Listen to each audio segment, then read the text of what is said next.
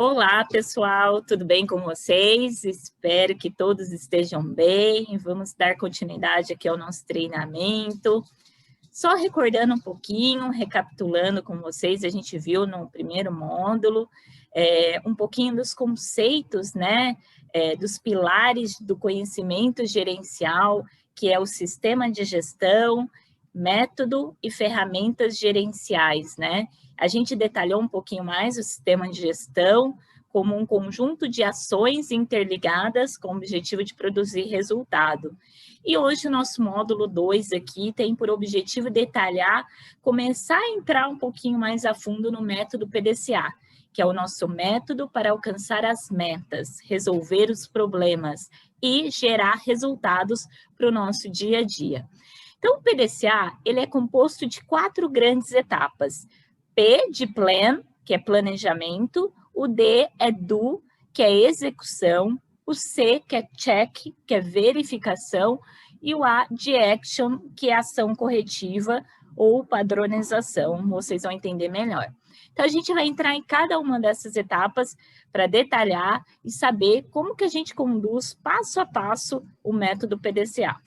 Então, como eu falei um pouquinho aqui para vocês, a gente tem as etapas do planejamento, execução, verificação, ação corretiva ou padronização. Então, vamos começar com a fase do planejamento. O planejamento é uma das etapas mais extensas dentro do PDCA e ele é composto de 4 subetapas que são fundamentais para que a gente alcance a meta, né? A gente fala que tudo começa ali do bom planejamento. Se a gente for muito assertivos nessa etapa, a gente tem uma chance de ter sucesso muito grande depois, tá? Então, o planejamento ele é composto de 4 subetapas, que são identificação do problema, análise do fenômeno ou estratificação dos dados, vocês vão ver melhor, análise das causas e, por último, o plano de ação. Então, a etapa do planejamento, ela se encerra com a elaboração do plano de ação. Então, a gente vai entrar em cada uma delas, tá bom? Então, a primeira etapa é a identificação do problema. O que consiste essa etapa? Nada mais é do que eu definir claramente qual o problema que eu vou resolver e qual a importância daquele problema, né? Então, para isso, eu preciso analisar os dados e identificar qual o problema. Antes de tudo, eu preciso definir qual é o KPI, qual que é o indicador de controle que eu vou trabalhar. Onde que está o problema? Eu vou trabalhar o baixo faturamento, eu vou trabalhar retenção de clientes, eu vou trabalhar clientes novos, enfim, qual que é o KPI, qual que é o indicador que vai medir para que eu saiba que aquele problema foi resolvido ou não. Depois de analisar esses dados, coletar o histórico daquele problema, daquele indicador, eu vou estabelecer uma meta, porque eu preciso saber aonde eu estou hoje e aonde eu quero chegar. Então, a meta é importantíssima. E ali, eu já começo a implementar uma gestão à vista para mostrar a evolução dos dados ao longo do tempo, tá? Então, a identificação do problema consiste em levantar um histórico de dados, para eu saber qual que é o problema que eu vou resolver. E o problema sempre está entre a diferença entre a situação atual e aonde eu quero chegar, a situação desejada. Então, um exemplo aí de perda de clientes, né? Eu tenho um nível hoje, que é minha referência de 5%, e eu quero chegar numa meta de 4%. Essa diferença é o meu problema, é onde eu preciso percorrer e aonde o PDCA vai me ajudar a chegar de forma muito mais rápida, tá? Um case aí muito legal do caminhão, que daí eu vou pedir ajuda para a Mari aqui, para a gente poder ler esse caso do caminhão, que reflete muito sobre a importância de eu resolver um problema, identificar um problema da maneira certa, tá? Então, a gente está numa reunião aí, numa empresa de transportes, onde houve o seguinte diálogo entre o gerente e o diretor. Eu vou fazer o papel do gerente aqui, tá, Mari? Estamos com problema de falta de caminhão. A sua missão, seu objetivo é ter muitos caminhões? Não, o meu objetivo, o objetivo do meu trabalho é transportar cargas. Então, qual é a sua meta? Transportar 120 mil toneladas por mês. Essa é a demanda do mercado. Quanto você está conseguindo transportar? 100 mil toneladas por mês. Então, qual é o seu problema? Meu problema é a incapacidade de atender a demanda de transporte de carga. Ótimo, então vai e resolve o seu problema. Isso aí. Então, gente, aqui mostra que o problema do cara não é falta de caminhão. Então, a gente tem uma tendência muito grande de identificar os problemas da maneira errada. Ah, falta isso, falta aquilo. Só que a gente não vai a fundo realmente para entender como é um problema.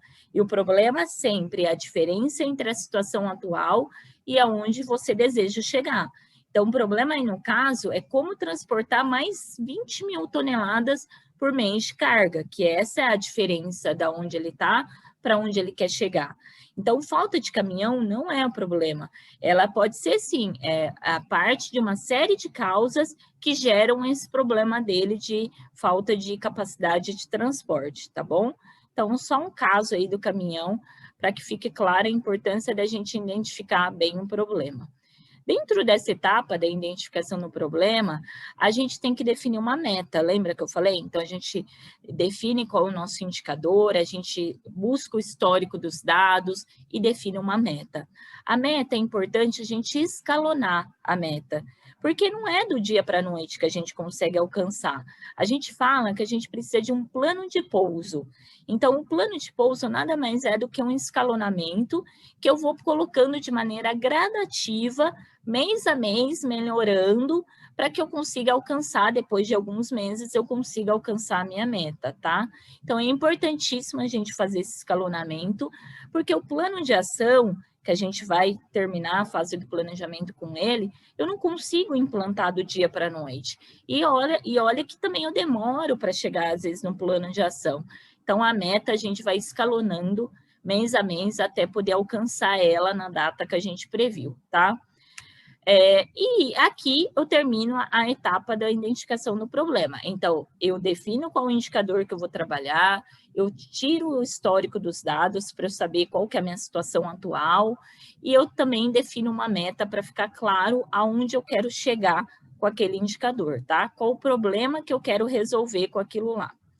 E daí eu vou para a minha segunda etapa, dentro do planejamento ainda, que é a análise do fenômeno ou estratificação dos dados, tá? Não se assustem com os nomes, é muito importante que vocês entendam o contexto, o que está por trás daquela etapa, qual que é a essência daquela etapa, tá? Então, primeiro identifiquei o problema, depois eu vou para a etapa da análise do fenômeno ou estratificação dos dados, cujo objetivo principal é dar foco para o problema. Eu nunca vou trabalhar o problema de maneira generalizada, pessoal. Sempre a gente tem que focar. E essa etapa é para isso, é para dar foco, né? Então, eu nunca vou trabalhar o problema de faturamento de uma maneira global, nunca vou trabalhar retenção de clientes de maneira global, eu sempre tenho que dar foco.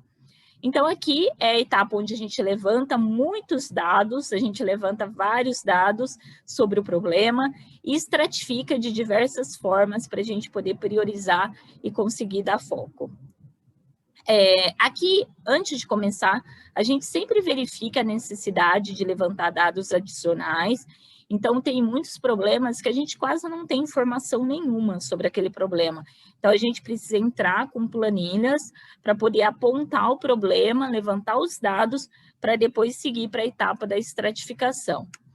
É necessário a gente garantir a confiabilidade desses dados, porque também, se a gente levantar uma série de dados e lá extrair do sistema e esses dados não forem confiáveis, também não adianta de nada, gente. Toda a nossa análise vai ficar comprometido e a gente praticamente joga tudo que a gente está fazendo pelo lixo, porque o plano de ação que a gente vai gerar não está condizente com o problema que está acontecendo, tá? Então, é importantíssimo a gente garantir a confiabilidade. E aqui tem N formas da gente estratificar os nossos dados, né? A gente pode estratificar por tempo, por dia da semana. Será que tem sazonalidade dentro do mês, faturamento? Eu faturo mais na primeira semana, na última, meses diferentes ao longo do ano. A gente pode estratificar por local, por área, por vendedor, por concessionária, se a gente for trabalhando um problema genérico. A gente pode estar estratificando um problema por tipo. Então, por tipo de produto, por família de produto, que aqui a gente usa muito, por tipo de serviço que está sendo realizado, por sintoma, ou seja, por tipo de defeito, por tipo de problema que está acontecendo, e por N outros fatores que a gente conseguir, como o segmento do cliente, por porte do cliente. Então, tem N formas da gente pegar esse dado, estratificar para poder identificar onde que está acontecendo o problema. E daí, para isso, a gente usa, né, uma vez coletado todos esses dados e definido qual que vai ser a nossa estratégia de estratificação, a gente usa os gráficos, né, de Pareto, que é uma ferramenta gerencial para a gente conseguir dar prioridade e atacar o problema realmente relevante dentro do contexto. E então, resumindo a etapa 2, né, eu coleto os dados quando não tem, e esse ano a gente vai estar usando muitos dados vindo da área da inteligência de gestão, que vai ser a nossa base de dados e de informações. A gente vai estruturar qual que vai ser a nossa estratégia de estratificação dos dados, como que a gente vai quebrar as informações, e daí a gente prioriza através do gráfico do Pareto, dando foco e priorizando onde que está o problema, onde que ele está acontecendo. Se o problema é de um vendedor específico, é numa área específica, é numa família de produtos ou serviços específica, a gente sempre vai dar foco para aquele problema generalista, tá? Então, recordando, identifiquei meu problema, já sei aonde que eu quero chegar com a minha meta. Segunda etapa, eu defino um foco para o problema. Então, eu estratifico os dados e dou um rumo, eu dou um norte para onde que aquele problema está focado, tá? E daí eu sigo para a terceira etapa, que é a análise de causas, com o problema focado. Então, eu vou descobrir as causas raízes do problema aqui nessa etapa, na terceira etapa aqui do planejamento. Então, o objetivo é buscar as causas raízes ou causa fundamental, que é a mesma coisa do problema, e priorizar essas causas para poder atacar elas uma a uma. E para isso a gente usa muito a dinâmica do brainstorming, né, onde que a gente reúne com toda a equipe, né, e fala e dá oportunidade para que todos falem e digam qual que é a sua opinião em relação às causas daquele problema focado. Então, a gente abre para todos, a gente pode fazer de N formas esse brainstorming, a dinâmica é muito aberta e flexível, e agora, nesse universo que a gente está vivendo, a gente vai fazer o nosso brainstorming online, e aqui a gente vai usar muito a ferramenta do Miro para ajudar a gente a fazer esse brainstorming de forma colaborativa, tá? Importante, as ideias, gente, nessa hora do brainstorming, as ideias vêm da observação, vêm da gente ir a campo, olhar o que está acontecendo, passar horas ali, sentar do lado do vendedor, sentar do lado do gestor de atendimento, enfim, não sei aonde que o problema está focado. A gente ir a campo e realmente sentir o que está acontecendo, vendo ali na prática o dia a dia, tá? Então, maioria, o brainstorming ele é rico quando a equipe observa e sente o que está acontecendo. É muito importante ter empatia, que é olhar com os olhos do outro, né? Para a gente também conseguir identificar as causas reais do problema. E uma das ferramentas gerenciais que a gente usa aqui nessa etapa da análise de causas é um diagrama de causa e efeito do Ishikawa, que nada mais é do que uma espinha de peixe aí que ajuda a gente a organizar as causas que foram levantadas no brainstorm, tá? Então, uma ferramenta de organização, onde tem aí alguns pilarezinhos da espinha, que é máquina, meio ambiente, método, matéria-prima, mão de obra, medição e outros, que ajuda a gente, a hora que estiver levantando as causas nos post-its aí, a gente organize elas de acordo com o assunto, né? Mas não necessariamente precisa ser usado, é só mais uma ferramenta que pode auxiliar a gente na organização das causas. E daí, um método importantíssimo aqui nessa etapa, depois de levantar as causas, né, e organizadas da maneira que a gente achar melhor, é o método dos 5 porquês.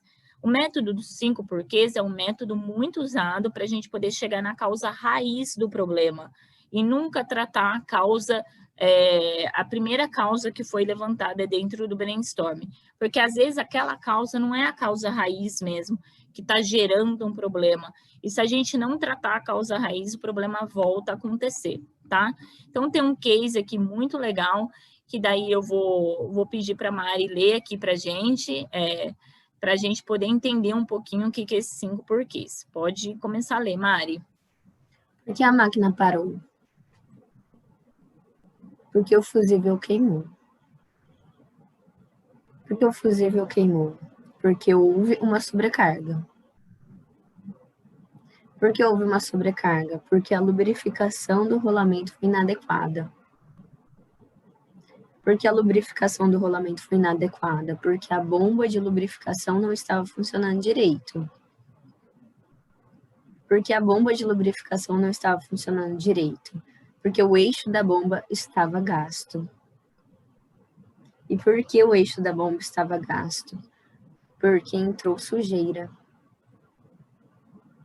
Solução: colocar um filtro no eixo da bomba. Legal. Então, gente, esse case aqui, é claro que muita gente para ali no primeiro porquê, né? Então, é bom a gente mostrar. Então, a maioria para a máquina ou acontece algum problema ali na hora que está prestando um serviço para o cliente. A primeira causa que acontece parou porque o fusível queimou. Então chegamos na causa. Então, vai lá, troca o fusível e está tudo certo. Só que a gente não está agindo na causa raiz do problema. O problema vai voltar a acontecer. Porque se eu não colocar esse filtro aqui no eixo da bomba, vai continuar entrando sujeira, a bomba vai se gastar, e daí vai acontecer tudo o que está acontecendo até o fusível queimar. Então, os 5 porquês, eu falo que os 5 porquês a gente tem que levar para a nossa vida, né? Para tudo que a gente for fazer, a gente tem que se perguntar por quê. Por quê? Porque para a gente sempre chegar na causa raiz do que está acontecendo, tá? Isso levem para o dia a dia de vocês, os 5 porquês, independente do PDCA, que é muito importante isso daqui. Então, a gente faz o brainstorm, levanta as causas e faz os 5 porquês daquelas causas para a gente poder chegar na causa raiz do problema, tá? E se dentro desse brainstorm for levantadas muitas causas, a gente precisa priorizar, né? A gente não tem como atacar muitas causas ao mesmo tempo. E a gente prioriza essas causas através de uma votação, onde as pessoas dão nota 1, 3 e 5, né? 50% das notas você pode dar nota 1, 30% nota 3 e 20% só em nota 5. Porque daí depois a gente soma a pontuação das causas e prioriza as causas mais relevantes para serem atacadas primeiro, tá?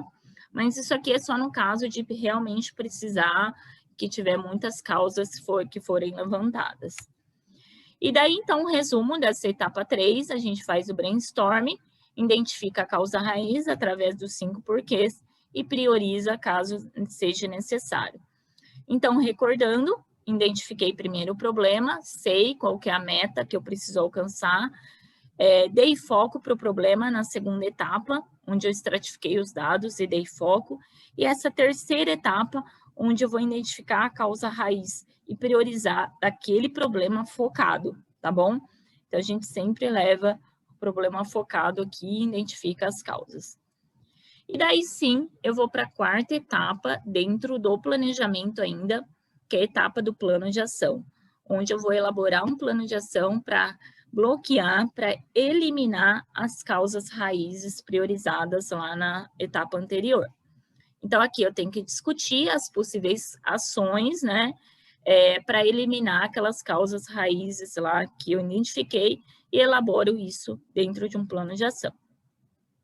Plano de ação tem N formas de estrutura de se fazer, tá, gente? Vou passar aí algumas coluninhas importantes que tem que ter num plano de ação, que nada mais é do que a ação, né? Qual que é a ação, qual que é a contramedida que você vai realizar para poder bloquear aquela causa.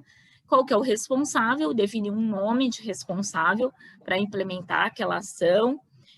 E aqui a gente pede que seja uma pessoa só, tá? Porque cachorro de 2 donos morre de fome, e o nome de uma pessoa, e não de uma área. Data de início para a execução daquela ação, data fim, né? Então, a gente define a data de início e término, onde que aquela ação vai ser realizada, como que vai ser feito, aqui o como pode ser colocado ou não, então depende, e quanto que vai custar para ser implementada aquela ação. E tem N outras informações que pode conter também dentro do plano de ação, como os resultados alcançados com aquela ação, campos de observação e N outras coisas, tá?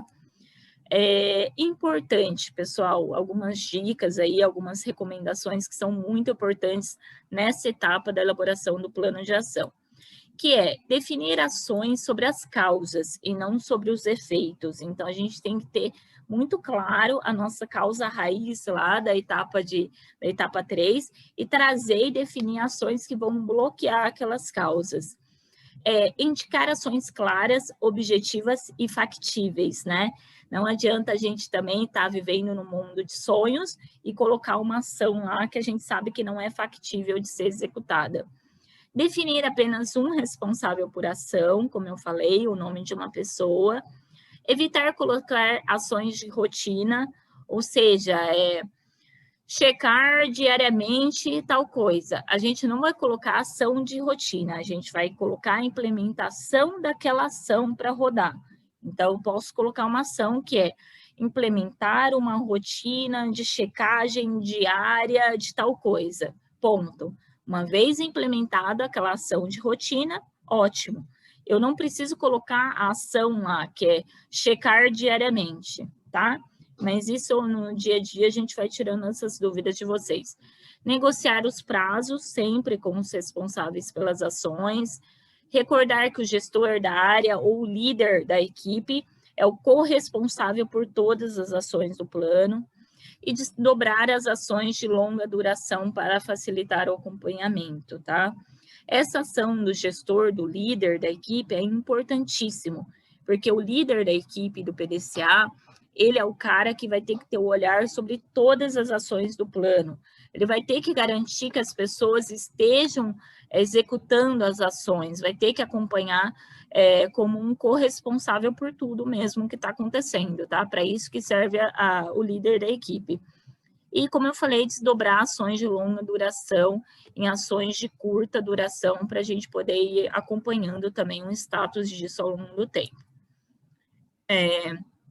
Então, recordando aqui, né, com o plano de ação, a gente encerra a etapa do planejamento.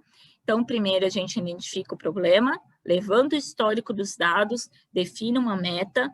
Depois a gente faz análise do fenômeno ou estratificação dos dados, onde a gente dá foco para o problema. Terceira etapa, que é a análise de causas, onde a gente vai definir a causa raiz que está gerando aquele problema. E quarto, que a gente elaborar um plano de ação para poder eliminar aquelas causas raízes identificadas, tá bom? Então, aqui, nessa etapa do planejamento, eu encerro o segundo módulo aí, dentro desse treinamento de melhoria, né, de sistema de gestão, de como melhorar os resultados através de gestão. E daí a gente agradece muito a participação de todos vocês, espero que tenham gostado aí desse segundo módulo, tá bom? Espero vocês aí no terceiro módulo. Obrigada. Pessoal, alguns lembretes importantes. Se tiverem dúvidas em relação a esse segundo módulo, escrevam aqui embaixo no nosso canal do YouTube, escrevam as dúvidas, escrevam sugestões, qualquer coisa que vocês queiram, escrevam aí para a gente, que vai ser muito bem-vindo, e a gente vai estar respondendo todos, tá? Importantíssima a participação de vocês aí nesse terceiro módulo, para a gente fechar com chave de ouro, tá bom? Obrigado. Mais algum lembrete, Mari? Tudo ok? Então, tudo ok, pessoal. Espero vocês no próximo módulo. Obrigada.